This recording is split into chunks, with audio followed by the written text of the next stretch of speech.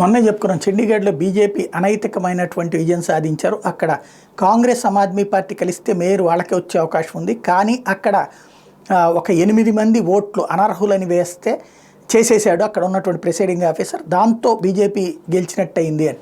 అయితే ఇప్పుడు కీలకమైనటువంటి అంశం, చండీగఢ్ మేయర్ ఎన్నికల్లో కొన్ని బ్యాలెట్ పత్రాలను చెల్లకుండా చేయడమే సుప్రీంకోర్టు ఆగ్రహం వ్యక్తం చేసి ఇది ప్రజాస్వామ్యాన్ని అపహాస్యం చేయడమేనని మండిపడి ఆ బ్యాలెట్లని మొత్తం వీడియోని భద్రపరచాలని ప్రధాన న్యాయమూర్తి justice DY Chandrachud, justice JB Pardiwala, justice Manoj మిశ్రాల ధర్మాసనం సోమవారం ఆదేశించింది. ఎన్నికల్లో అవకతవకలు జరిగాయని దానిపై పంజాబ్, హర్యానా హైకోర్టును ఆశ్రయించిన ఎలాంటి మధ్యంతర ఉత్తర్వులు ఇవ్వలేదని పేర్కొంటూ ఆప్ కౌన్సిలర్ ఒకరు దాఖలు చేసిన పిటిషన్ను సుప్రీంకోర్టు విచారణకు స్వీకరించింది. మేయర్ ఎన్నికలు రద్దు చేసి మళ్లీ నిర్వహించాలని పిటిషనర్ కోరారు. దీనిపై చండీగఢ్ నగరపాలక సంస్థకు సుప్రీంకోర్టు నోటీసులు జారీ చేసింది. ఎన్నిక జరిగిన తీరుపై వీడియోను వీక్షించి ఆగ్రహం వ్యక్తం చేసింది.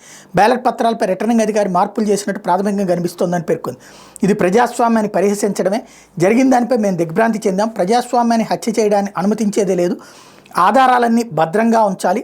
చండీగఢ్ నగరపాలక సంస్థ తదుపరి సమావేశాన్ని వాయిదా వేసుకోవాలని చీఫ్ జస్టిస్ ఆదేశించారు. జనవరి 30న జరిగిన ఎన్నికల్లో కాంగ్రెస్ ఆప్ కూటమిపై బీజేపీ విజయం సాధించిన నేపథ్యంలో బీజేపీకి అసలు ఉన్నది 16 ఓట్లు. ఈ కూటమికి 12 ఓట్లు ఏది ఆమ్ ఆద్మీ పార్టీ వీళ్ళు కలిపి 12 ఓట్లు తెచ్చుకున్నారు. ఇంకో 8 వీళ్ళు అనర్హత వేటు వేశారు. ఆ 12, 8 కలిపితే 20 అవుతుంది. అప్పుడు బీజేపీ 16 అవుతుంది. కాబట్టి వచ్చేది నోటి దగ్గరకు వచ్చిన ముద్దను లాగేసినటువంటి బీజేపీకి అక్కడ షాకింగ్ పరిణామం.